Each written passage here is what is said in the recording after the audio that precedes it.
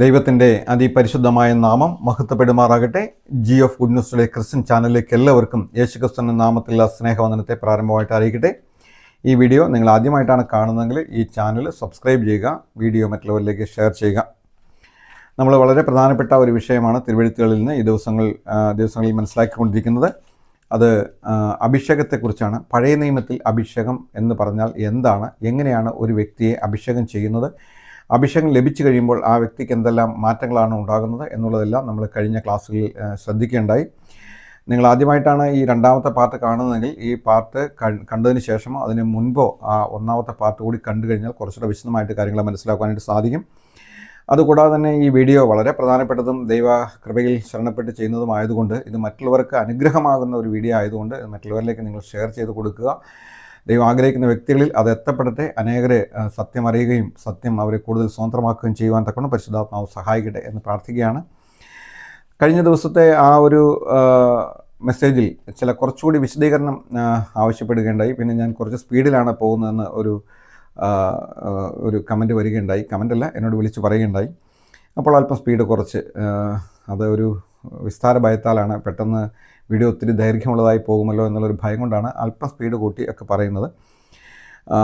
അപ്പോൾ ഇന്ന് ഒരല്പം പഴയ നിയമത്തിലെ കാര്യം അല്പം കൂടി ഒന്ന് വിശദീകരിക്കാൻ തൊക്കെ ആഗ്രഹിക്കുകയാണ്. അവിടെ നമ്മൾ ഒരു ഓയിലിൻ്റെ കണക്ക് ദൈവം, ഈ ഓയിൽ എങ്ങനെയാണ്, ഈ അഭിഷേകം ചെയ്യാനായിട്ട് ഉപയോഗിക്കുന്ന ഈ ഓയിൽ എങ്ങനെയാണ് അത് ഉണ്ടാക്കുന്നത് എന്നുള്ളതിനെക്കുറിച്ച് നമുക്ക് നോക്കാം. പുറപ്പാട് പുസ്തകത്തിലാണ് അതിനെക്കുറിച്ച് പറഞ്ഞിരിക്കുന്നത്. പുറപ്പാട് 30-ാം അധ്യായത്തിൻ്റെ 22 മുതലുള്ള വാക്യങ്ങളിലാണ് അത് വായിക്കുന്നത്. നാം കാണുന്നത്, യഹോവ പിന്നെയും മോശയോട് കൽപ്പിച്ചെന്തെന്നാൽ മേത്തരമായ സുഗന്ധവർഗമായി വിശുദ്ധ മന്ദിരത്തിലെ തൂക്കപ്രകാരം 500 ശെക്കേൽ അയഞ്ഞ മൂരും അതിൽ പകുതി 250 ശെക്കേൽ സുഗന്ധ ലവംഗവും 500 ശെക്കേൽ വഴനത്തൊലിയും 1 ഹീൻ ഒലിവെണ്ണയും എടുത്ത് തൈലക്കാരൻ്റെ വിധിപ്രകാരം ചേർത്തുണ്ടാക്കിയ വിശുദ്ധമായ അഭിഷേക തൈലമാക്കണം. അത് വിശുദ്ധമായ അഭിഷേക തൈലമായിരിക്കണം. അതിനാൽ നീ സമാഗമന കൂടാരവും സാക്ഷ്യപ്പെട്ടവും മേശയും അതിൻ്റെ ഉപകരണങ്ങളൊക്കെയും നിലവിളക്കും അതിൻ്റെ ഉപകരണങ്ങളും ധൂപപീഠവും ഹോമയാഗപീഠവും അതിൻ്റെ ഉപകരണങ്ങളൊക്കെയും തൊട്ടിയും അതിൻ്റെ കാലും അഭിഷേകം ചെയ്യണം. അവ അതിവിശുദ്ധമായിരിക്കേണ്ടതിന് അവയെ ശുദ്ധീകരിക്കണം. അവയെ തൊടുന്നവനൊക്കെയും വിശുദ്ധനായിരിക്കണം. അപ്പോൾ ഇവിടെ ഈ കൂട്ട് ഉണ്ടാക്കുന്നതിൻ്റെ കണക്ക് ദൈവം പറഞ്ഞു കൊടുക്കുകയാണ്. അതായത് പഴയ നിയമത്തിൽ ആ അഭിഷേക തൈലം നമ്മൾ ഇന്നലെ ചിന്തിക്കേണ്ടായി. ആ അഭിഷേക തൈലം ഒരു വ്യക്തിയുടെ തലയിലേക്ക് വന്ന് വീഴുമ്പോൾ അവിടെ പ്രത്യേകിച്ചൊന്നും കാണാനായിട്ടില്ല, പക്ഷെ ഒരു കിരീടം അവിടെ ഉണ്ടാവുകയാണ്. ഒരു ദൈവത്തിൻ്റെ ഒരു അധികാരം ആ വ്യക്തിയുടെ മേൽ വരികയാണ്. ദൈവം അവനെ തിരഞ്ഞെടുത്തു എന്നുള്ളതിൻ്റെ ഒരു തെളിവ് അവിടെ സംഭവിക്കുകയാണ്. അപ്പോൾ ആ ഓയിൽ എന്ന് പറയുമ്പോൾ ചുമ്മാ നമ്മൾ സാധാരണ തേങ്ങയാട്ടിയ വെളിച്ചെണ്ണയോ അല്ലെങ്കിൽ എള്ളാട്ടിയ എണ്ണയോ അതൊന്നും അല്ല. അത് വളരെ പ്രത്യേകമായിട്ടുള്ള ഒരു കൂട്ട് ദൈവം പറഞ്ഞു കൊടുത്തുണ്ടാക്കിച്ച ഒരു കൂട്ടാണ്. അത് ദൈവം തന്നെയാണ് അതിൻ്റെ കൂട്ട് പറഞ്ഞു കൊടുത്തത്. മനുഷ്യൻ്റെ ഇഷ്ടപ്രകാരം വന്ന ഒരു കൂട്ടല്ല. നമുക്കറിയാം, ദൈവം കണക്ക് പറഞ്ഞു കൊടുത്തുണ്ടാക്കിയ പല സാധനങ്ങളും നമുക്ക് പഴയ നിയമ തിരുവെഴുത്തുകളിൽ കാണാനായിട്ട് പറ്റും. പുതിയ നിയമത്തിൽ വെളിപ്പാട് പുസ്തകത്തിലും കാണാനായിട്ട് സാധിക്കും. പഴയ നിയമത്തിൽ ദൈവം പെട്ടകം ഉണ്ടാക്കാനായിട്ട് മോശയോട് പറഞ്ഞു, ഇന്ന അളവ് പ്രകാരം നീ പെട്ടകം ഉണ്ടാക്കണം. അതിന് ഇത്ര മുഴം ഉയരം വേണം, ഇത്ര മുഴം നീളം വേണം, അതിന് ഇത്ര തട്ടുകൾ വേണം, അതിൻ്റെ വാതിൽ ഇന്ന സ്ഥലത്ത് വെക്കണം. അങ്ങനെ കണക്കുകളെല്ലാം കൃത്യമായിട്ട് നോഹയ്ക്ക് പറഞ്ഞു കൊടുത്ത് ആ കണക്ക് പ്രകാരമാണ് നോഹ പെട്ടകം ഉണ്ടാക്കിയത് എന്ന് നമുക്ക് കാണാനായിട്ട് സാധിക്കും. അതുപോലെ തന്നെ മോശയോട് പറയുമ്പോൾ സമാഗമന കൂടാരം ഉണ്ടാക്കുന്നതിൻ്റെ കണക്കുകൾ, അതിൻ്റെ അന്താഴം, അതിൻ്റെ ഇണച്ചു വയ്ക്കേണ്ട കാര്യങ്ങൾ എല്ലാം കൃത്യമായിട്ട് കണക്ക് കൊടുത്തിട്ടാണ് ദൈവം ചെയ്യിച്ചത് എന്ന് നമുക്ക് മനസ്സിലാക്കുവാനായിട്ട് സാധിക്കും. അതുപോലെ തന്നെ നിയമപ്പെട്ടകം, ശലോമോൻ്റെ ദൈവാലയം, ഇതെല്ലാം പണിയുവാനായിട്ട് ദൈവമാണ് കണക്കുകൾ കൊടുത്ത് അവരെ കണ്ട് അത് നിർമ്മിച്ചത് എന്ന് കാണുവാനായിട്ട് സാധിക്കും. അപ്പോൾ ദൈവം കണക്ക് കൊടുത്ത് ഉണ്ടാക്കുന്ന ഒരു വസ്തുവിന് വളരെ പ്രാധാന്യമുണ്ട്. മനുഷ്യനുണ്ടാക്കുന്ന കണക്ക് പോലെയല്ല, അതിന് വളരെ പ്രാധാന്യമുണ്ട്. അതുപോലെ തന്നെ വെളിപ്പാട് പുസ്തകത്തിൽ യോഹന്നാൻ അപ്പോസ്തലൻ പത്മോസ് ഇരിക്കുമ്പോൾ ഒരു ദൂതൻ പുതിയ യെരൂശലേമിൻ്റെ അളവുകൾ അവിടെ കാണിച്ചു കൊടുക്കുന്നത് നമുക്ക് കാണുവാനായിട്ട് സാധിക്കും. അപ്പോൾ പഴയ നിയമത്തിൽ ദൈവം ഒരു വ്യക്തിയെ തിരഞ്ഞെടുക്കുമ്പോൾ അവൻ്റെ തലയിലേക്ക് അവനെ വേർതിരിക്കുവാൻ വേണ്ടി ഒരു അനോയിൻറ്റിങ് ഓയിൽ, ഒരു അഭിഷേക തൈലം അവൻ്റെ തലയിൽ ഒഴിക്കുമ്പോൾ ആ അഭിഷേക തൈലം ഉണ്ടാക്കുന്നതിന് വളരെ പ്രധാനപ്പെട്ട ചില കൂട്ടുകൾ ദൈവം പറഞ്ഞു കൊടുക്കുകയാണ്. അത് തന്നെയല്ല, ആ കൂട്ട് അതിൻ്റെ യോഗപ്രകാരം അത് ഉണ്ടാക്കണം. അതിൽ നിന്ന് വേറെ ആർക്കും കൊടുക്കാൻ പാടില്ല. അതുപോലെ ഒന്ന് ഈ ദൈവിക ആവശ്യത്തിനല്ലാതെ വേറെ ഒരു വ്യക്തി ഉണ്ടാക്കാനായിട്ടും പാടില്ല. ഇത് അതിസുഗന്ധമായ അതിമനോഹരമായ ഒരു ഓയിലാണ്. ഈ ഓയിൽ വേറെ ഒന്നിനും ഉപയോഗിക്കാനായിട്ട് പാടില്ല. സമാഗമന കൂടാരത്തിലെ ഉപകരണങ്ങൾ ഞാൻ ഇന്നലെ പറഞ്ഞല്ലോ, ഒരു സ്പൂണ് പോലും ഈ ഓയിൽ കൊണ്ട് അഭിഷേകം ചെയ്തു കഴിഞ്ഞാൽ അത് ശുദ്ധീകരിക്കപ്പെട്ടതാണ്. അതിൽ നിന്ന് വീഞ്ഞു കുടിക്കാനായിട്ട്, അതിൽ ഗ്ലാസ്സുകളിൽ വീഞ്ഞു കുടിക്കാൻ പോയതാണ് ബെൽഷസ്സർ കൊല്ലപ്പെടുവാനായിട്ട് കാരണമായി തീർന്നത്. അപ്പോൾ തിരഞ്ഞെടുത്ത രാജാക്കന്മാരെയും പുരോഹിതന്മാരെയും ഒക്കെ ദൈവം അഭിഷേകം ചെയ്യാനായിട്ട് ഉപയോഗിക്കുന്ന ഈ ഓയിൽ എന്ന് പറയുന്നത് അത് വളരെ നിസ്സാരമായ ഒന്നല്ല. അത് ദൈവം പറഞ്ഞു കൊടുത്ത ഒരു കൂട്ട് മുഖാന്തരമാണ് അതുണ്ടാക്കുന്നത്. ആ കൂട്ടിൻ്റെ ചില കാര്യങ്ങൾ എന്തൊക്കെയാണെന്ന് നമുക്ക് നോക്കാം.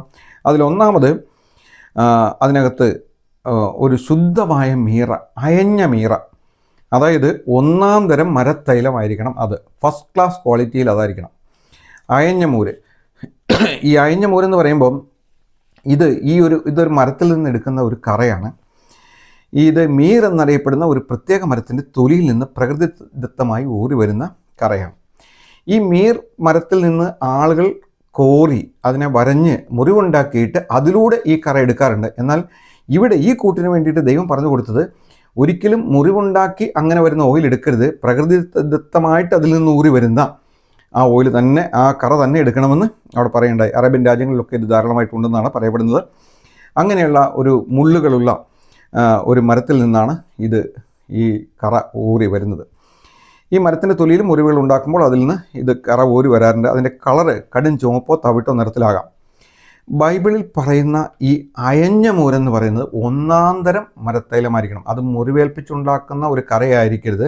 അതൊരു ഫസ്റ്റ് ക്ലാസ് ക്വാളിറ്റിയിലുള്ള തനിയെ ഉൽപ്പാദിപ്പിക്കപ്പെട്ട കറയായിരിക്കണമെന്ന് പ്രത്യേകമായിട്ട് പറഞ്ഞിട്ടുണ്ട്. അതായത് സ്വാഭാവികമായിട്ട് ആ മരം തന്നെ പുറത്തേക്ക് ആ കറ ഒഴുക്കുന്നുണ്ട്. ആ കറയായിരിക്കണം. അതൊരു പക്ഷേ വളരെ കുറച്ചായിരിക്കും കിട്ടുക, എന്നാണെന്നറിയില്ല. എന്തായാലും അതിന് ഗുണം കൂടുതലാണ്. ഇന്ന് വിപണിയിൽ ലഭിക്കുന്ന മീർ എസൻഷ്യൽ ഓയിൽ ഉണങ്ങിയ നീരാവി ഉപയോഗിച്ച് വാറ്റിയെടുത്താണ് നിർമ്മിക്കുന്നത്.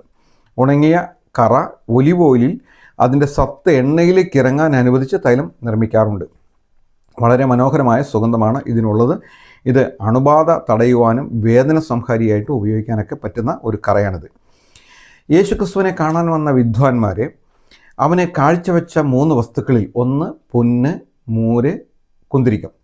ഇവിടെ ചില ആളുകൾ തെറ്റിദ്ധരിച്ച് അതിനെക്കുറിച്ച് പറയാനുള്ളത് അത് മോരാണ് എന്നാണ്. അതായത് കന്യാമറിയാമിൻ്റെ പാല് കുടിക്കാതെ കുഞ്ഞിന് കുടിക്കുവാൻ വേണ്ടി മോര് കൊണ്ടുവന്ന് വിദ്വാൻമാർ കൊടുത്തു എന്നൊക്കെ ചില ആളുകൾ പറയുന്നതൊക്കെ കേട്ടിട്ടുണ്ട്. ശുദ്ധ അബദ്ധമായ ചില കാര്യങ്ങളാണ്. അവിടെ മോരൊന്നുമല്ല കൊടുത്തത്. നമ്മൾ വായിക്കുമ്പോൾ ആ പുസ്തകത്തിൻ്റെ തർജ്ജിമ പശുകൊണ്ട് അങ്ങനെ മോരെന്ന് അവിടെ കാണുന്നതാണ്. പക്ഷേ ആക്ച്വലി അത് വന്ന് മൂരാണ്. അത് ഒരിക്കലും മോരല്ല, അത് ഇതിൽ നിന്നെടുത്ത മൂരാണ്. അത് മത്തായിയുടെ സുവിശേഷം 2-ാം അധ്യായത്തിൻ്റെ 11-ാമത്തെ വാക്യത്തിൽ അത് വ്യക്തമായിട്ട് രേഖപ്പെടുത്തിയിരിക്കുന്നത് നമുക്ക് കാണുവാൻ സാധിക്കും.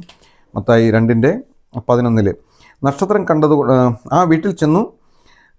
നക്ഷത്രം കണ്ടതുകൊണ്ട് അവർ അത്യന്തം സന്തോഷിച്ചു. ആ വീട്ടിൽ ചെന്നു ശിശുവിനെ അമ്മയായ മറിയോടുകൂടെ കണ്ടു വീണ് അവനെ നമസ്കരിച്ചു. നിക്ഷേപ പാത്രങ്ങളെ തുറന്നു അവനെ പൊന്നും കുന്തിരിക്കവും മൂരും കാഴ്ചവെച്ചു. ഇത് ഈ മീർ മരത്തിൽ നിന്നെടുക്കുന്ന ആ ഒരു ശുദ്ധമായ കറയാണ് അവിടെ കാഴ്ചവെച്ചത്. ഇനി യേശു കർത്താവിൻ്റെ ജനനത്തിങ്കൽ വിദ്വാൻമാർ വന്ന് ഈ മീർ അവന് കൊടുത്തതായിട്ട് നമുക്ക് കാണാൻ സാധിക്കും. മർക്കോസിൻ്റെ സുവിശേഷം 15-ാം അധ്യായത്തിൻ്റെ 23-ാമത്തെ വാക്യത്തിൽ കണ്ടിവെണ്ണ കലർത്തിയ വീഞ്ഞ് അവന് കൊടുത്തതായിട്ട് അവിടെ പറയുന്നുണ്ട്. ആക്ച്വലി ഇതിൻ്റെ തർജ്ജിമകൾ നമ്മൾ പരിശോധിച്ച് നോക്കുമ്പോൾ കണ്ടിവെണ്ണ എന്നല്ല അവിടെ പറഞ്ഞിരിക്കുന്നത്.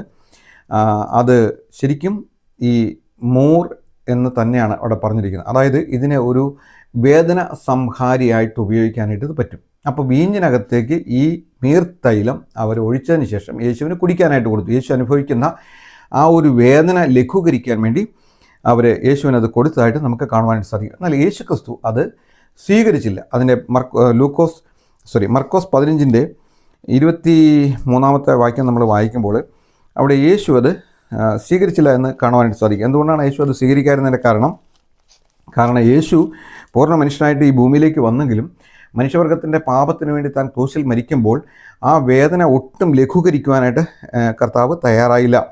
അവനത് മുഴുവനായിട്ട് ആ വേദന സഹിച്ചു എന്ന് നമുക്ക് കാണുവാൻ സാധിക്കും. 15-ന്റെ 23 അവനെ കൊണ്ടുപോയി കണ്ടിവെണ്ണ കലർത്തിയ വീഞ്ഞ് അവന് കൊടുത്തു, അവനോ വാങ്ങിയില്ല. യേശു അത് വാങ്ങിയില്ല. യേശു ആ വേദന മുഴുവൻ ശരീരത്തിൽ സഹിക്കുകയായിരുന്നു. നമ്മുടെ പാപങ്ങൾക്ക് വേണ്ടിയുള്ള ശിക്ഷ അവൻ്റെ മേൽ പിതാവായ ദൈവം ചുമത്തിയപ്പോൾ അവൻ അത് അല്പം പോലും ലഘൂകരിക്കുവാൻ ഒരു മാർഗവും സ്വീകരിച്ചില്ല. അവർ തന്നെയാണ്, അതായത് പടയാളികൾ തന്നെയാണ് അതിൻ്റെ ആ ഒരു വേദന കുറയ്ക്കാൻ വേണ്ടിയിട്ട് ആ മൂർ കലർത്തിയ വീഞ്ഞ് അവന് കൊടുത്തത്. പക്ഷേ കർത്താവ് അത് കുടിച്ചില്ല എന്ന് നമുക്ക് തിരുവെഴുത്തിൽ കാണാൻ സാധിക്കും. ഇനി നമ്മൾ യോഹന്നാന്റെ സുവിശേഷം 19-ാം അധ്യായത്തിൻ്റെ 39-ാമത്തെ വാക്യം വായിക്കുമ്പോൾ ആദ്യം രാത്രിയിൽ അവൻ്റെ അടുക്കൽ വന്ന നിക്കോദോമോസും ഏകദേശം 100 അകലും കൊണ്ടുള്ള കൂട്ട് കൊണ്ടുവന്നു ശവസംസ്കാര ശുശ്രൂഷയ്ക്ക് ഉപയോഗിച്ചതായിട്ടും അവിടെ പറയുന്നു. അപ്പോൾ വളരെ വിശേഷപ്പെട്ട ഈ തൈലം യേശുക്രിസ്തുവിൻ്റെ ജനനത്തെങ്കിലും യേശുക്രിസ്തുവിൻ്റെ ക്രൂശ് മരണത്തെങ്കിലും യേശുക്രിസ്തുവിൻ്റെ സംസ്കാര ശുശ്രൂഷയിലും അത് ഉപയോഗിച്ചതായിട്ട് നമുക്ക് കാണുവാനായിട്ട് സാധിക്കും. അതിന് വളരെ പ്രാധാന്യമുണ്ട്. ഇത് പഴയ നിയമത്തിൽ രാജാക്കന്മാരെയും പ്രവാചകന്മാരെയും വിശുദ്ധ ദൈവാലയത്തിലെ വിശുദ്ധ വസ്തുക്കളെയും എല്ലാം അഭിഷേകം ചെയ്യുവാനായിട്ട് ഉപയോഗിച്ചിരുന്ന ഒരു ഓയിലാണ്. ഈ ഓയിൽ ഉണ്ടാക്കുന്ന അതിൻ്റെ അളവുകൾ, മരത്തൈലത്തെക്കുറിച്ച് പറഞ്ഞു, ബാക്കി എല്ലാത്തിനെക്കുറിച്ചും വിശദീകരിക്കാനായിട്ട് പോകുന്നില്ല. അതിൻ്റെ അളവുകളായിട്ട് അവിടെ പറഞ്ഞിരിക്കുന്നത്, 1 മരത്തൈലം, ശുദ്ധമായ അയഞ്ഞ മീര്, അത് 500 ശെക്കൽ, കറുവാപ്പട്ട, നമ്മുടെ ഇവിടുത്തെ കറുവാപ്പട്ടയല്ല, വിശേഷപ്പെട്ട ഒരു കറുവാപ്പട്ട, അത് 250 ശെക്കൽ, സുഗന്ധ വയമ്പ് 250 ശെക്കൽ, വഴനത്തൊലി അല്ലെങ്കിൽ അമരിപ്പട്ട അത് 500 ശെക്കൽ, ഒലിവെണ്ണ 1 ഹീൻ. 1 ഹീൻ എന്ന് പറയുമ്പോൾ ഏകദേശം 6 ലിറ്ററോളം. മൊത്തം ഈ കൂട്ടിൻ്റെ ഭാരം എന്ന് പറയുന്നത് 17.1 കിലോഗ്രാമാണ് എന്ന് നമുക്ക് കാണാൻ സാധിക്കും. ദൈവം കൊടുക്കുന്ന കാര്യങ്ങളെല്ലാം വളരെ കൃത്യതയോടുകൂടിയാണ് ആ കൂട്ടുണ്ടാക്കുന്നത്. ഈ വിശുദ്ധ അഭിഷേക തൈലം ഈ കൂട്ടുണ്ടാക്കി കഴിഞ്ഞാൽ ആ കൂട്ട് ഒരിക്കലും ഇതിൽ നിന്ന് മറ്റൊരുത്തിന് കൊടുക്കാൻ പാടില്ല. ഈ വിശേഷപ്പെട്ട തൈലം ദൈവം തിരഞ്ഞെടുത്തിരിക്കുന്ന വ്യക്തികളുടെ തലയിൽ ഒഴിക്കുവാനും വിശുദ്ധ വസ്തുക്കളുടെ അതിന്മേൽ തളിക്കുവാനുമല്ലാതെ ഒരിക്കലും ഇത് മറ്റൊരു അന്യന് ഇത് പകരപ്പെടാൻ പാടില്ല. തന്നെയല്ല, ഇത് ദൈവികമായ ശുശ്രൂഷയ്ക്കല്ലാതെ ഇങ്ങനെയൊരു കൂട്ട് ഒരു മനുഷ്യനും ഉണ്ടാക്കുവാനും പാടില്ല എന്ന് ദൈവം പറഞ്ഞു കൊടുത്തിട്ടാണ് പഴയ നിയമത്തിൽ ഈ കൂട്ടുണ്ടാക്കിയിരിക്കുന്നത് എന്ന് നമുക്ക് കാണാൻ സാധിക്കും. അങ്ങനെ ആരെങ്കിലും ഇസ്രായേൽ ജനത്തിൽ ഈ കൂട്ടുണ്ടാക്കിയാൽ അവനെ ഛേദിച്ച് കളയണമെന്നാണ് പറഞ്ഞിരിക്കുന്നത്. കാരണം ഇത് ദൈവികമായ ശുശ്രൂഷയ്ക്ക് വേണ്ടിയിട്ട് പഴയ നിയമത്തിൽ ദൈവം രാജാക്കന്മാരെയും പുരോഹിതന്മാരെയും പ്രവാചകന്മാരെയും അഭിഷേകം ചെയ്യുവാൻ വേണ്ടിയിട്ട് ഉണ്ടാക്കിയ ഒരു കൂട്ടാണ് എന്ന് നമുക്ക് മനസ്സിലാക്കുവാനായിട്ട് സാധിക്കും. നമുക്ക് പുതിയ നിയമത്തിലേക്ക് വരാം. പഴയ നിയമത്തിൽ ഈ അഭിഷേകത്തിന് വേണ്ടി ഭൂമിയിൽ നിന്ന് എടുത്ത ഇലകളും മരത്തൊലികളും കറയും എണ്ണയും എല്ലാം ചേർത്ത് ഏകദേശം 5ഓളം വസ്തുക്കൾ ഈ കൂട്ടിനായിട്ട് ഉപയോഗിച്ചു എന്ന് നമുക്ക് കാണുവാനായിട്ട് സാധിക്കും. അതെല്ലാം മണ്ണിൽ നിന്നെടുത്തതാണ്. പഴയ നിയമത്തിലെ ഈ മനുഷ്യനെ പുരോഹിതനായിട്ടോ പ്രവാചകനായിട്ടോ രാജാവായിട്ടോ അഭിഷേകം ചെയ്യുവാനുള്ള അഭിഷേക തൈലം ഉണ്ടാക്കിയ കൂട്ട് അത് മുഴുവനായിട്ടും മണ്ണിൽ നിന്നെടുത്തതാണ്. അത് ഇലകളായിട്ടുണ്ട്, അത് മരത്തൊലികളായിട്ടുണ്ട്, മരക്കറകളായിട്ടുണ്ട്, എണ്ണയായിട്ടുണ്ട്. ഇതെല്ലാം ചേർത്ത് അത് വിശുദ്ധമായ ഒരു തൈലമായിട്ട് ആ കൂട്ടുണ്ടാക്കിയെന്ന് നമുക്ക് കാണുവാനായിട്ട് സാധിക്കും. ഈ കൂട്ടിന് വേണ്ടിയിട്ട് എല്ലാ വസ്തുക്കളും എടുത്തത് മണ്ണിൽ നിന്നാണ്. എന്നാൽ പുതിയ നിയമത്തിലെ നമ്മൾ അതിലേക്ക് വരികയാണ്. പുതിയ നിയമത്തിലെ അഭിഷേകത്തിന് വേണ്ടിയിട്ട് ദൈവം ഈ മണ്ണിൽ നിന്ന് ഒരു കൂട്ട് പോലും എടുത്തിട്ടില്ല. ദൈവവചനത്തിൻ്റെ അടിസ്ഥാനത്തിലാണ് നമ്മളിതെല്ലാം പറയുവാനായിട്ട് പോകുന്നത്. പഴയ നിയമത്തിലെ 5 വസ്തുക്കൾ മുഴുവൻ മണ്ണിൽ നിന്നെടുത്തതാണ്. അത് മരത്തൊലിയാണെങ്കിലും മരത്തിൻ്റെ കറയാണെങ്കിലും ഒലിവിൻ്റെ എണ്ണയാണെങ്കിലും എല്ലാം സുഗന്ധ വയമ്പാണെങ്കിലും എല്ലാം ഈ മണ്ണിൽ ഉണ്ടായ വസ്തുക്കളിൽ നിന്നാണ് എടുത്ത് അതിൻ്റെ കൂട്ടുണ്ടാക്കിയത് എന്ന് നമുക്ക് കാണുവാനായിട്ട് സാധിക്കും. പുതിയ നിയമത്തിലെ ഈ അഭിഷേകത്തിന് വേണ്ടി ഈ പറഞ്ഞ യാതൊരു വസ്തുക്കളും മണ്ണിൽ നിന്ന് ദൈവം എടുത്തിട്ടില്ല. നമുക്കൊരു വാക്യം വായിക്കാം. അപ്പോസ്തല പ്രവൃത്തി 10-ാം അധ്യായത്തിൻ്റെ 38-ാമത്തെ വാക്യം. അപ്പോസ്തല പ്രവൃത്തി 10-ാം അധ്യായത്തിൻ്റെ 38-ാമത്തെ വാക്യത്തിൽ അവിടെ നമ്മൾ വായിക്കുന്നത് 10:38 നസ്രായനായ യേശുവിനെ ദൈവം പരിശുദ്ധാത്മാവിനാലും ശക്തിയാലും അഭിഷേകം ചെയ്തു. അപ്പോൾ പഴയ നിയമത്തിൽ ഈ വിശുദ്ധ അഭിഷേക തൈലം ഉണ്ടാക്കുവാൻ ഭൂമിയിൽ നിന്നുള്ള 5 വസ്തുക്കൾ ഉപയോഗിച്ചുവെങ്കിൽ പുതിയ നിയമത്തിലെ അഭിഷേകത്തിന് വേണ്ടി ദൈവം ഉപയോഗിച്ചിരിക്കുന്നത് മണ്ണിൽ നിന്നുള്ള യാതൊന്നുമല്ല, അത് വിണ്ണിൽ നിന്നാണ്, സ്വർഗത്തിൽ നിന്നാണ്. അവിടെ എന്താ പറഞ്ഞിരിക്കുന്നത്? അവിടെ പറയാണ്, നസ്രായന യേശുവിനെ ദൈവം പരിശുദ്ധാത്മാവിനാലും ശക്തിയാലും അഭിഷേകം ചെയ്തു. അപ്പോൾ ഇവിടെ 2 കാര്യങ്ങൾ മാത്രമേ ഉള്ളൂ, 5 കൂട്ടമില്ല, 2 കാര്യങ്ങൾ മാത്രമേ ഉള്ളൂ. ഒന്ന് പരിശുദ്ധാത്മാവ്, ഒന്ന് ശക്തി. യേശുക്രിസ്തുവിനെ ദൈവം പരിശുദ്ധാത്മാവിനാലും ശക്തിയാലും അഭിഷേകം ചെയ്തു. യേശുക്രിസ്തു ദൈവമല്ലേ? യേശുക്രിസ്തു ഈ ഭൂമിയിലേക്ക് വന്നപ്പോൾ യേശുക്രിസ്തുവിന് അഭിഷേകത്തിൻ്റെ ആവശ്യമുണ്ടോ? തീർച്ചയായിട്ടുമുണ്ട്. കാരണം യേശുക്രിസ്തു പൂർണ്ണ മനുഷ്യനും പൂർണ്ണ ദൈവവുമാണ്. ഇപ്പോൾ അവൻ ഭൂമിയിൽ തൻ്റെ ശുശ്രൂഷ ചെയ്യുന്നത് പൂർണ്ണ മനുഷ്യനായിട്ടാണ് ശുശ്രൂഷ ചെയ്യുന്നത്, പൂർണ്ണ ദൈവമായിട്ട് ശുശ്രൂഷ ചെയ്യുന്നുണ്ട്. അപ്പോൾ തന്നെ അവന് ഈ ശുശ്രൂഷയ്ക്ക്, അവൻ പൂർണ്ണ മനുഷ്യൻ എന്നുള്ള നിലയിൽ ഈ ശുശ്രൂഷയ്ക്ക് ആവശ്യമായിരിക്കുന്ന അഭിഷേകം അവൻ്റെ മേൽ വരേണ്ടത് ഉണ്ട്. അതുകൊണ്ടാണ് പുതിയ നിയമ സഭയിൽ യേശുക്രിസ്തുവിനെ ദൈവം പരിശുദ്ധാത്മാവിനാലും ശക്തിയാലും അഭിഷേകം ചെയ്തു. അതിൻ്റെ അടുത്ത വാക്യം വായിക്കുമ്പോൾ, ദൈവം അവനോട് കൂടെ ഇരുന്നതുകൊണ്ട് അവൻ നന്മ ചെയ്തും പിശാച് ബാധിച്ചവരൊക്കെയും സൗഖ്യമാക്കിക്കൊണ്ട് സഞ്ചരിച്ചു. അപ്പോൾ ഈ ഒരു അഭിഷേകം പുതിയ നിയമത്തിൽ യേശുവിനെ ദൈവം ചെയ്യുമ്പോൾ പരിശുദ്ധാത്മാവിനാലും ശക്തിയാലും യേശുവിനെ അഭിഷേകം ചെയ്തപ്പോൾ സംഭവിച്ച കാര്യം, ഒന്ന്, ദൈവം യേശുവിനോട് കൂടെയിരുന്നു. 2, അവൻ നന്മ ചെയ്തു. പിന്നീട് അവിടെ പറയുകയാണ്, അവൻ പിശാച് ബാധിച്ചവരെയൊക്കെയും സൗഖ്യമാക്കിയും കൊണ്ട് സഞ്ചരിച്ചു. അപ്പോൾ ഈ പുതിയ നിയമത്തിലെ ഈ ഒരു അഭിഷേക തൈലത്തിന് പഴയ നിയമത്തിൽ ഒട്ടും കുറവുണ്ടായിട്ടല്ല, പക്ഷെ പുതിയ നിയമത്തിലെ അഭിഷേക തൈലത്തിന് കുറച്ച് വ്യത്യാസങ്ങളുണ്ട്. ഒന്ന്, അതിൻ്റെ കൂട്ടെന്ന് പറയുന്നത് മണ്ണിൽ നിന്ന് എടുത്തതല്ല, അത് സ്വർഗത്തിൽ നിന്ന് എടുത്തതാണ്. അപ്പോൾ നമുക്ക് ഭയങ്കരമായൊരു സംശയം തോന്നിയേക്കാം, യേശു ക്രിസ്തുവിന് ഇതിൻ്റെ ആവശ്യമുണ്ടോ? തീർച്ചയായിട്ടും മനുഷ്യൻ എന്നുള്ള നിലയിൽ നിയമം അനുസരിക്കുവാൻ യേശു ക്രിസ്തു ബാധ്യസ്ഥനായിരുന്നു. നമുക്കറിയാലോ, യേശു ക്രിസ്തു ന്യായപ്രമാണം നിവർത്തിക്കേണ്ട കാര്യമുണ്ടായിരുന്നു. യേശു ക്രിസ്തു ദൈവമല്ലേ, അവൻ ന്യായപ്രമാണം നിവർത്തിക്കേണ്ട കാര്യമില്ലല്ലോ. പക്ഷേ യേശു കർത്താവ് പറഞ്ഞു, ഞാൻ ന്യായപ്രമാണത്തെ നീക്കുവാനായിട്ടല്ല വന്നത്, ഞാൻ ന്യായപ്രമാണത്തെ നിവർത്തിക്കുവാനായിട്ടാണ് വന്നത്. യേശുക്രിസ്തു ന്യായപ്രമാണം നിവർത്തിച്ചു. ഈ ഭൂമിയിൽ ആകെ ന്യായപ്രമാണം നിവർത്തീകരിച്ച ഏക വ്യക്തി യേശുക്രിസ്തു മാത്രമാണ് എന്ന് നമുക്കറിയാം. അപ്പോൾ അവന് ന്യായപ്രമാണം അവനുണ്ടായിരുന്നു, അവന് പരിശുദ്ധാത്മാവിൻ്റെ അനോയിൻറ്റിങ് ഉണ്ടായിരുന്നു, ശക്തി അവൻ്റെ മേലുണ്ടായിരുന്നു. അതുപോലെ തന്നെ യേശുക്രിസ്തു ദൈവമായിരിക്കുന്നതുകൊണ്ട് ജ്ഞാനസ്നാനം ആവശ്യമുണ്ടോ? അവന് ജ്ഞാനസ്നാനത്തിൻ്റെ ആവശ്യമില്ല. പക്ഷേ മനുഷ്യൻ എന്നുള്ള നിലയിൽ അവന് ജ്ഞാനസ്നാനം ആവശ്യമായിരുന്നു. അതുകൊണ്ടാണ് അവൻ യോർദാനിൽ യോഹന്നാൻ സ്നാപകൻ സ്നാനം കഴിപ്പിച്ചുകൊണ്ടിരുന്നപ്പോൾ യേശു അവിടെ വരുന്നതും സ്നാനമേൽക്കുകയും ചെയ്യുന്നത് നമുക്ക് കാണുവാൻ സാധിക്കും. അവൻ പൂർണ്ണ ദൈവവും പൂർണ്ണ മനുഷ്യനുമായിരുന്നു. അവൻ കന്യാമറിയാമിൻ്റെ ഉദരത്തിൽ വന്ന് പിറക്കുവാനിടയായിട്ട് തീർന്നു. യേശുവിന് ഈ ഭൂമിയിലേക്ക് വരുവാൻ അനവധി മാർഗ്ഗങ്ങളുണ്ടല്ലോ, എന്നാൽ മനുഷ്യൻ വരുന്ന രീതിയിൽ തന്നെ അവൻ കന്യകയിൽ നിന്ന് ജനിക്കുവാൻ തക്കവണ്ണം ഇടയായിട്ട് തീർന്നു. അപ്പോൾ യേശുക്രിസ്തുവിന് ഇതെല്ലാം ആവശ്യമായിരുന്നു. പരിശുദ്ധാത്മാവിനാലും ശക്തിയാലും ദൈവം അവനെ അഭിഷേകം ചെയ്തു എന്നാണ് നമ്മൾ വായിച്ചത്. ഇനി നമ്മളിൽ ഒരുവനെ പോലെയാണ് യേശുക്രിസ്തു ഈ ഭൂമിയിലായിരുന്നത്. പൂർണ്ണ ദൈവമായിരുന്നു, അപ്പോൾ തന്നെ അവൻ പൂർണ്ണ മനുഷ്യനായിരുന്നു. അവന് വിശപ്പുണ്ടായിരുന്നു, അവന് ദാഹമുണ്ടായിരുന്നു, അവന് ക്ഷീണമുണ്ടായിരുന്നു, അവന് പരീക്ഷകളെ അഭിമുഖീകരിക്കേണ്ടതായിട്ട് വന്നു. നാം കടന്നു പോകുന്ന എല്ലാ സാഹചര്യങ്ങളിലൂടെ യേശുക്രിസ്തു കടന്നുപോയി എന്ന് നമുക്ക് കാണുവാൻ സാധിക്കും. അവന് ദാഹിച്ചതായിട്ട് നമുക്ക് കാണാനായിട്ട് സാധിക്കും. അവൻ ശമരിയക്കാരിയുടെ അടുക്കൽ ചെല്ലുന്നു, ക്രൂശിൽ കിടന്നവൻ പറഞ്ഞു, എനിക്ക് ദാഹിക്കുന്നു എന്ന് പറഞ്ഞു. അതുപോലെ തന്നെ പിശാച് അവനെ പരീക്ഷിക്കുവാനായിട്ട് 40 ദിവസം കർത്താവ് ഉപവാസം എടുത്തു കഴിഞ്ഞപ്പോൾ അവന് വിശന്നു എന്നവിടെ വായിക്കുന്നു. അപ്പോൾ പിശാച് പറഞ്ഞു, നീ ദൈവപുത്രനല്ലേ, നീ കല്ലിനോട് അപ്പമാകാനായിട്ട് പറയേ. അപ്പോൾ കർത്താവ് പറഞ്ഞു, മനുഷ്യൻ അപ്പം കൊണ്ട് മാത്രമല്ല ദൈവത്തിൻ്റെ വായിൽ നിന്ന് വരുന്ന സകല വചനം കൊണ്ടും ജീവിക്കുന്നു എന്ന് പറയുന്നത് നമുക്ക് കാണുവാൻ സാധിക്കും. അപ്പോൾ അവന് ദാഹമുണ്ടായിരുന്നു, അവന് വിശപ്പുണ്ടായിരുന്നു, അവന് ക്ഷീണമുണ്ടായിരുന്നു. അവിടെ നമ്മൾ മർക്കോസിൻ്റെ സുവിശേഷം 4-ാം അധ്യായത്തിൻ്റെ 38-ാമത്തെ വാക്യത്തിൽ വായിക്കുമ്പോൾ അവൻ പടകിൽ അമരത്ത് തലയണ വെച്ച് ഉറങ്ങുകയായിരുന്നു. അവൻ തലയണ വെച്ച് ഉറങ്ങുന്നത് നമുക്ക് കാണുവാനായിട്ട് സാധിക്കും. അവന് ദാഹിച്ചു, അവന് വിശന്നു, അവന് ഭക്ഷണം കഴിക്കുവാനായിട്ട് അവൻ ഒരിക്കൽ അവന് നഗരത്തിലേക്ക് പോകുമ്പോൾ അവന് വിശന്നു. അപ്പോൾ അവിടെ ഒരു അത്തി കണ്ടപ്പോൾ അവൻ അത്തിയുടെ അടുക്കിലേക്ക് ചെന്നു. അവിടെ ചെന്നപ്പോൾ അത്തിയിൽ ഫലമൊന്നും കണ്ടില്ല. അങ്ങനെ അത്തിയെ ശപിക്കുന്നത് നമുക്ക് കാണാൻ സാധിക്കും. അവിടെ അവന് വിശന്നു എന്ന് വായിക്കുന്നുണ്ട്. അപ്പോൾ യേശു കർത്താവ് പൂർണ്ണ ദൈവമായിരിക്കെ തന്നെ പൂർണ്ണ മനുഷ്യനായിട്ട് ഈ ഭൂമിയിൽ ജീവിച്ചു എന്ന് നമുക്ക് കാണുവാനായിട്ട് സാധിക്കും.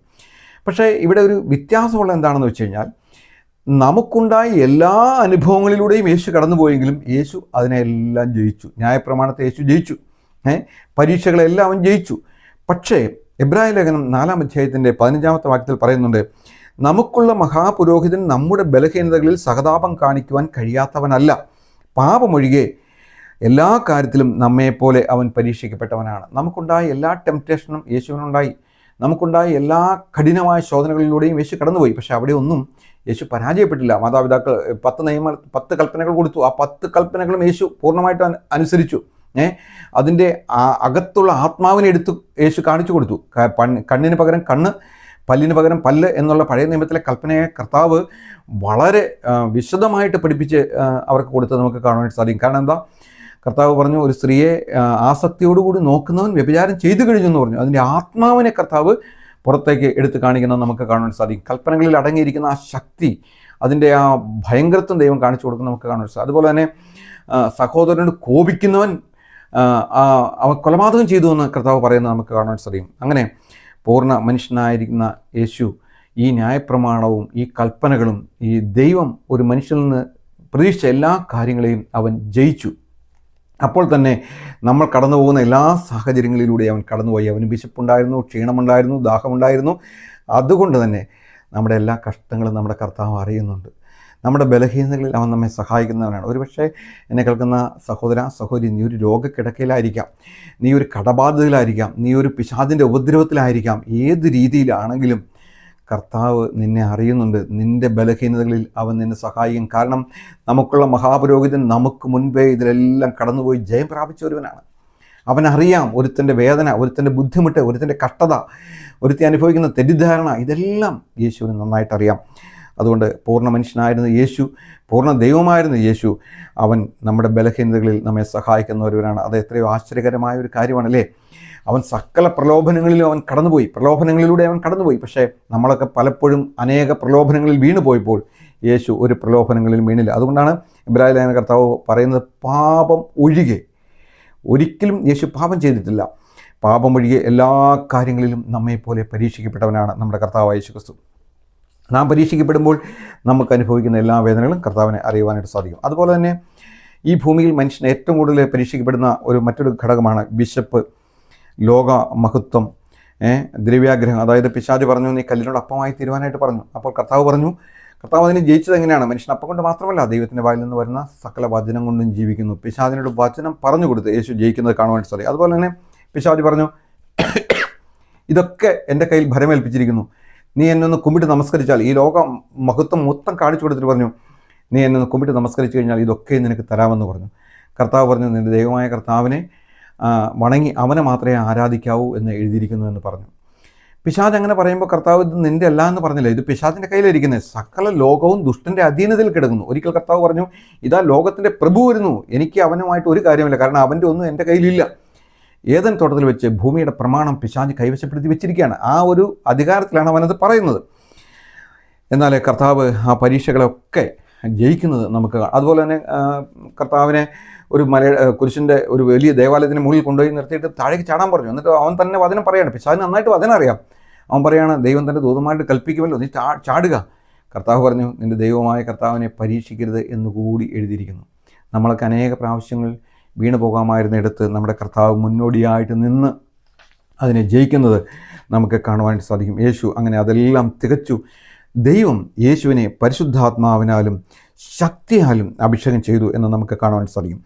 പഴയ നിയമത്തിലെ ശമൂവേൽ പ്രവാചകൻ വന്ന് ശൗലിനെ അഭിഷേകം ചെയ്തു. അതിനുശേഷം ശൗലിൽ നിന്ന് ദൈവത്തിൻ്റെ അഭിഷേകത്തിൽ നിന്ന് വീണു പോയപ്പോൾ ദൈവം തന്നെ ഒരു ദുരാത്മാവിനെ ശൗലിൻ്റെ മേൽ അയച്ചു. പിന്നീട് അഭിഷേകം ലഭിച്ച ദാവീദ് വന്ന് കിന്നരം വായിക്കുമ്പോൾ ശൗലിൻ്റെ മേൽ നിന്ന് ആ ദുരാത്മാവ് മാറി നിന്ന് അവന് ആശ്വാസവും സമാധാനവും ലഭിക്കുന്നത് നമുക്ക് കാണുവാനായിട്ട് സാധിക്കും. എന്നാൽ ഈ പരിശുദ്ധാത്മാവും ശക്തിയും പുതിയ നിയമത്തിൽ അഭിഷേകമായിട്ട് ലഭിക്കുമ്പോൾ പഴയ നിയമത്തിൽ കാണാത്ത പ്രധാനപ്പെട്ട ചില കാര്യങ്ങൾ പുതിയ നിയമത്തിൽ കാണുവാനായിട്ട് സാധിക്കും. നമുക്കറിയാം, പഴയ നിയമത്തിൽ മോശ ചെങ്കടൽ രണ്ടായിട്ട് വിഭാഗിച്ചു, അല്ലേ? ഏലീശ മരിച്ചവരെ ഉയർത്തെഴുന്നേൽപ്പിച്ചു, ഏലിയാവ് ആകാശത്ത് നിന്ന് തീയിറക്കി. ഇതൊക്കെ നമ്മൾ പഴയ നിയമത്തിൽ കാണുന്നതാണ്. വലിയ കാര്യങ്ങളെല്ലാം ചെയ്തിട്ടുണ്ട്. എന്നാൽ ഇവിടെ നമ്മൾ വായിച്ച ഈ വേദവചനത്തിൽ, അതായത് അപ്പോസ്തല പ്രവൃത്തികൾ 1-ാം അധ്യായത്തിൻ്റെ 10-ാം അധ്യായത്തിൻ്റെ 38-ാമത്തെ വാക്യത്തിൽ നമ്മൾ വായിക്കുമ്പോൾ, നസ്രായനായ യേശുവിനെ ദൈവം പരിശുദ്ധാത്മാവിനാലും ശക്തിയാലും അഭിഷേകം ചെയ്തു. അപ്പോൾ പഴയ നിയമത്തിൽ വലിയ കാര്യങ്ങൾ ചെയ്തിട്ടുണ്ട് ഈ അഭിഷേകം ലഭിച്ച ആളുകൾ. അവർ യോർദാനെ രണ്ടായിട്ട് വിഭാഗിച്ചിട്ടുണ്ട്, ചെങ്കടൽ രണ്ടായിട്ട് പിളർന്നിട്ടുണ്ട്, ആകാശത്ത് നിന്ന് തീയിറക്കിയിട്ടുണ്ട്, മരിച്ചവരെ എടുത്തെഴുന്നേൽപ്പിച്ചിട്ടുണ്ട്. പക്ഷേ ഇവിടെ പുതിയ നിയമത്തിൽ അഭിഷേകം ലഭിച്ചപ്പോൾ ദൈവം അവനോട് കൂടെ ഇരുന്ന് നന്മ ചെയ്യുക മാത്രമല്ല, പിശാച് ബാധിച്ചവരെയൊക്കെയും സൗഖ്യമാക്കി. അതായത് പഴയ നിയമത്തിൽ ആരും ഒരു പിശാചിനോട് പുറത്തു പോകാൻ പറഞ്ഞ് കൽപ്പന കൊടുത്ത് പിശാചിനെ പുറത്താക്കിയിട്ടില്ല. നമുക്കത് പഴയ നിയമത്തിൽ എങ്ങും കാണുവാനായിട്ട് സാധിക്കില്ല. ദുരാത്മാവിനെ ഇങ്ങനെ കിന്നരം വായിച്ചപ്പോൾ മാറുന്നതായിട്ട് കാണുന്നുണ്ട്. എന്നാൽ യേശു ക്രിസ്തു പറയുമ്പോൾ പിശാച് ആ വ്യക്തിയെ വിട്ടുപോകുന്നു. പുതിയ നിയമത്തിലെ അഭിഷേകത്തിൻ്റെ പ്രത്യേകതയാണ്. അതുകൊണ്ടാണ് കർത്താവ് ജനക്കൂട്ടം പറഞ്ഞു, ഇവൻ അധികാരത്തോടെ സംസാരിക്കുന്നു. ഇവൻ നമ്മുടെ ശാസ്ത്രിമാരും പരീക്ഷന്മാരും പറയുന്നത് പോലെയല്ല. ശാസ്ത്രന്മാർക്കും പരീക്ഷന്മാർക്കും ഒക്കെ നന്നായിട്ട് ബൈബിൾ അറിയാം, നന്നായിട്ട് വചനം അറിയാം, പകർത്തി എഴുതി പഠിക്കുന്നവരാണ് അവർ. എന്നാൽ അവർക്ക് ഇതിലടങ്ങിയിരിക്കുന്ന ശക്തി അറിയില്ല. അതുകൊണ്ടാണ് കർത്താവ് പറഞ്ഞത്, നിങ്ങൾ തിരുവെഴുത്തുകളെയും അതിലടങ്ങിയിരിക്കുന്ന ശക്തിയെയും അറിയായകൊണ്ട് തെറ്റിപ്പോകുന്നു. അപ്പോൾ ഈ തിരുവെഴുത്തിൽ ശക്തിയുണ്ട്. വചനവും പരിശുദ്ധാത്മാവും ശക്തി എന്ന് പറഞ്ഞാൽ ഈ വചനത്തിലെ ശക്തിയാണ്. ദൈവം തന്നെയാണത്. വചനമെന്ന് പറഞ്ഞാൽ ദൈവം തന്നെയാണല്ലോ. ആ വചനത്തിൻ്റെ ശക്തിയും പരിശുദ്ധാത്മാവും കൂടി വരുമ്പോൾ ഒരു വ്യക്തിയിലിരിക്കുന്ന പിശാചിനോട് പുറത്തു പോകാൻ പറയുമ്പോൾ പിശാച് പുറത്തു പോകുന്നു. യേശു കർത്താവിനെ ദൈവം അഭിഷേകം ചെയ്തപ്പോൾ അവൻ പിശാച് ബാധിച്ചവരെയൊക്കെയും സൗഖ്യമാക്കി. അവിടെ മർക്കോസിൻ്റെ സുവിശേഷം 1-ാം അധ്യായത്തിൻ്റെ 21 വാക്യങ്ങൾ വായിക്കുമ്പോൾ, അവൻ കഫർന്നഹൂമിലേക്ക് പോയി, അവർ പള്ളിയിൽ ചെന്ന് ഉപദേശിച്ചു. അവൻ്റെ ഉപദേശത്തിൽ അവർ വിസ്മയിച്ചു. അവൻ ശാസ്ത്രിമാരെ പോലെയല്ല അധികാരമുള്ളവനായിട്ടത്രേ അവരെ ഉപദേശിച്ചത്. പുതിയ നിയമ അഭിഷേകത്തിൽ ആ അധികാരവും ശക്തിയും തുടർന്ന് അവൻ പിശാചുകളെ പുറത്താക്കുന്നത് നമുക്ക് കാണുവാനായിട്ട് സാധിക്കും. ഇന്നും ഈ അഭിഷേകം നമുക്ക് ലഭിച്ചു കഴിഞ്ഞാൽ നാം പറയുമ്പോൾ ഒരു വ്യക്തിയിലിരിക്കുന്ന പിശാച് വിട്ടുപോകും. യേശുക്രിസ്തുവിൻ്റെ നാമത്തിൽ പിശാചിനോട് വിട്ടുപോകാൻ കൽപ്പിക്കുമ്പോൾ ആ പിശാച് ബാധിച്ച വ്യക്തിയിൽ നിന്ന് പിശാച് പുറപ്പെട്ടു പോകും. ഈ അഭിഷേകം ലഭിച്ചു എന്നുള്ളതിൻ്റെ തെളിവാണ് ഇത്. എത്ര നൂറുകണക്കിന് ബൈബിൾ വായിച്ച് മുഴുവൻ പഠിച്ചു വെച്ചാലും ഈ ശക്തി ലഭിക്കാനായിട്ട് പോകുന്നില്ല. ഈ അഭിഷേകം ലഭിക്കുമ്പോൾ മാത്രമാണ് ഈ വചനത്തിൻ്റെ ശക്തി നമ്മിലേക്ക് വരുന്നുള്ളൂ. അല്ലെങ്കിൽ ഈ വചനം ഒരറിവായിട്ട് നമ്മുടെ ബുദ്ധിയിലിരിക്കും. ഇതൊരിക്കലും നമ്മുടെ ഹൃദയത്തിലേക്ക് ചെന്ന് ക്രിയ ചെയ്യാതെ ഇതിൻ്റെ ശക്തി നമുക്ക് ലഭിക്കാനായിട്ട് പോകുന്നില്ല. അതുകൊണ്ട് ഈ അഭിഷേകം നമുക്ക് ലഭിച്ചു കഴിഞ്ഞാൽ നമുക്ക് നന്മ ചെയ്യാൻ സാധിക്കും. ദൈവം നമ്മോട് കൂടെയിരിക്കും. പിശാച് ബാധിച്ചവരെ സുഖമാക്കുവാൻ, ഒരു വ്യക്തിയിൽ നിന്ന് പിശാചിനെ പുറത്താക്കുവാൻ ഈ അഭിഷേകത്തിന് സാധിക്കും. ഞാനിന്ന് ഈ മെസ്സേജ് ഇവിടെ കൊടുക്കുമ്പോൾ ഈ ശുശ്രൂഷ ചെയ്യുവാൻ ദൈവം എന്നെ കൃപയാൽ സഹായിച്ചു. കഴിഞ്ഞ ഒരു വർഷം പല സന്ദർഭങ്ങളിലും പല വ്യക്തികളിലിരിക്കുന്ന പിശാചിനെ പുറത്താക്കുവാൻ തക്കവണ്ണം ദൈവം കൃപ ചെയ്തു. ചില കൈവിഷം ഉള്ളിൽ പോയത് പുറത്താക്കുവാൻ ദൈവം കൃപ ചെയ്തു. അപ്പോൾ എന്നെ കേൾക്കുന്ന പ്രിയ സഹോദര, പ്രിയ സഹോദരി, പഴയ നിയമത്തിലെ അഭിഷേകത്തെക്കാളും കുറച്ചുകൂടി വിലയേറിയതാണ് പുതിയ നിയമത്തിലെ അഭിഷേകം. പഴയ നിയമത്തിലെ അഭിഷേകത്തിനുള്ള കൂട്ട്, ആ ഹോളി അനോയിൻറ്റിങ് ഓയിൽ, അത് ഭൂമിയിലെ 5 വസ്തുക്കളിൽ നിന്ന് ഉണ്ടാക്കുമ്പോൾ പുതിയ നിയമത്തിലെ അഭിഷേകത്തിനായിട്ട് ദൈവം വിണ്ണിൽ നിന്നാണ് പരിശുദ്ധാത്മാവിനാലും ശക്തിയാലും യേശുവിനെ അഭിഷേകം ചെയ്തു. നമ്മളെയും ദൈവം അഭിഷേകം ചെയ്യുന്നത് പരിശുദ്ധാത്മാവിനാലും അഗ്നിയാലും വചനത്താൽ ശക്തിയാലുമാണ്. നാം ഒരു വ്യക്തിയിലിരിക്കുന്ന പിശാചിനോട് പുറത്തു പോകാൻ പറയുമ്പോൾ നമ്മളിരിക്കുന്ന പരിശുദ്ധാത്മാവിൻ്റെ ശക്തി കൊണ്ടാണ് പിശാച് പുറത്തു പോകുന്നത്. നമ്മുടെ ബലം കൊണ്ടോ നമ്മുടെ ശക്തി കൊണ്ടോ നമ്മുടെ അറിവ് കൊണ്ടോ ഒന്നും പിശാചിനെ പുറത്താക്കാനായിട്ട് സാധ്യമല്ല. പരിശുദ്ധാത്മാവ് നമ്മിൽ ഇരിക്കുമ്പോൾ ആ പരിശുദ്ധാത്മാവിൻ്റെ ശക്തിയിൽ ഒരു അശുദ്ധാത്മാവിനോട് ആ വ്യക്തിയെ വിട്ട് വെളിയിൽ പോകാൻ പറയുമ്പോൾ ആ വ്യക്തി വെളിയിൽ, ആ അശുദ്ധാത്മാവ് വെളിയിൽ പോകുന്നത് കാണുവാനായിട്ട് സാധിക്കും. അങ്ങനെയാണ് അനേക അഭിഷിക്തന്മാരും ഈ ശുശ്രൂഷ ചെയ്യുന്നത്. അതുകൊണ്ട് എന്നെ കേൾക്കുന്ന പ്രിയ സഹോദര, പ്രിയ സഹോദരി, ഈ വചനം കേൾക്കുമ്പോൾ പുതിയ നിയമത്തിലെ അഭിഷേകത്തിന് വലിയ പ്രാധാന്യങ്ങളുണ്ട്. അത് തെറ്റിദ്ധരിച്ച് അനേകരും അഭിഷേകം എന്ന് പറഞ്ഞാൽ വേറെ എന്തോ ആണെന്ന് ധരിച്ച് വെച്ചിരിക്കുന്നുണ്ട്.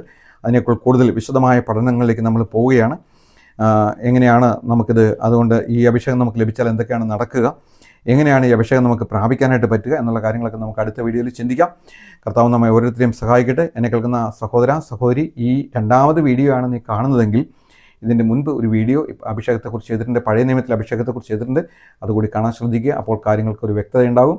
ദൈവം നമ്മെ എല്ലാ നിലയിലും സഹായിക്കട്ടെ. കർത്താവിൻ്റെ വലിയ നാമം ഇപ്പോഴും എപ്പോഴും വാഴ്ത്തപ്പെടുമാറാകട്ടെ. നമുക്ക് പ്രാർത്ഥിക്കാം. ഞങ്ങളുടെ സ്വർഗീയ നല്ല പിതാവായ ദൈവമേ, അങ്ങ് യേശുവിനെ അഭിഷേകം ചെയ്തതുപോലെ കർത്താവിൻ്റെ വചനം കേട്ട മക്കളെയൊക്കെ പരിശുദ്ധാത്മാവിനാലും ശക്തിയാലും അഭിഷേകം ചെയ്യണമെന്ന് പ്രാർത്ഥിക്കുന്നു. കെട്ടുകളെ പൊട്ടിക്കുവാൻ തക്കവണ്ണം, കോട്ടകളെ ഇടിക്കുവാൻ തക്കവണ്ണം കർത്താവെ, പിശാചിൻ്റെ കർത്താവെ, അവൻ കെട്ടിയിരിക്കുന്ന എല്ലാ അടിമച്ചങ്ങലകളും പൊട്ടിച്ചെറിയുവാൻ തക്കണം. പരിശുദ്ധാത്മാവിൻ്റെ അഭിഷേകത്തിൻ്റെ ശക്തി ഞങ്ങളുടെ മേൽ പകരണമെന്ന് പ്രാർത്ഥിക്കുന്നു. വചനം കേട്ട മക്കളൊക്കെ നീ അനുഗ്രഹിക്കണമേ കർത്താവ്. ദൈവത്തിൻ്റെ പരിശുദ്ധാത്മാവ് അവരോട് സന്ദർശിക്കണമേ, സഹായിക്കണമെന്ന് പ്രാർത്ഥിക്കുന്നു. അവരുടെ ഹൃദയങ്ങളിൽ വചനത്തിൻ്റെ വെളിച്ചം കൊടുക്കണമെന്ന് പ്രാർത്ഥിക്കുന്നു. വചനം ബുദ്ധിയിലേക്ക് കയറാതെ അത് പരിശുദ്ധാത്മാവിൽ ഹൃദയത്തിലേക്ക് ചെല്ലുവാൻ തക്കണം, ജീവനായിട്ട് തീരുവാൻ തക്കണം. കർത്താവ് സഹായിക്കണമെന്ന് പ്രാർത്ഥിക്കുന്നു. കർത്താവ് അങ്ങനെ ചെയ്യാൻ പോകുന്നതിനായിട്ട് സ്തോത്രം. അങ്ങയുടെ കൃപ എല്ലാവരിലും പകരണമേ കർത്താവ്. ഈ ചാനൽ സബ്സ്ക്രൈബ് ചെയ്തിരിക്കുന്ന ഓരോരുത്തർക്കായിട്ട് പ്രാർത്ഥിക്കുന്നവരെ വിശേഷാൽ അനുഗ്രഹിക്കണമെന്ന് പ്രാർത്ഥിക്കുന്നു കർത്താവ്. കർത്താവ്, ഈ വചനം മുഴങ്ങിച്ചെല്ലണമെന്ന് പ്രാർത്ഥിക്കുന്നു കർത്താവെ. പാറയെ തകർക്കുന്ന ചുറ്റിക്കായിരിക്കുന്ന അങ്ങയുടെ വചനം, ഇരുവായ്ത്തലേത് വാളിനേക്കാളും മൂർച്ചയേറിയിരിക്കുന്ന അങ്ങയുടെ വചനം, പ്രാണനെയും ആത്മാവിനെയും സന്ധ്യപഞ്ചകളെയും വേരുടെയും വരെ തുളച്ചില്ല അങ്ങയുടെ വചനം. കർത്താവെ, അത് ഓരോ ഹൃദയങ്ങളിലും ചെന്ന് ക്രിയ ചെയ്യുവാൻ തക്കണം. പരിശുദ്ധാത്മാവ് സഹായിക്കണമെന്ന് പ്രാർത്ഥിക്കുന്നു. അത് വെറുതെ പോവുകയില്ലല്ലോ കർത്താവെ. അങ്ങയക്കുന്ന വചനം അതിൻ്റെ പ്രവൃത്തി നിർവഹിക്കുമല്ലോ കർത്താവ്. അത് ഓർത്തങ്ങയെ സ്തുതിക്കുന്നു, മഹത്വപ്പെടുന്നു. പ്രാർത്ഥന കേട്ടതിനായിട്ട് സ്തോത്രം. മഹത്വം എടുത്താട്ടെ. ലടിയങ്ങൾക്ക് വേണ്ടി ജീവൻ രക്ഷിതാവും കർത്താവുമായ യേശു ക്രിസ്തുവിന്റെ പരിശുദ്ധമായ നാമത്തിൽ തന്നെ ആമേൻ.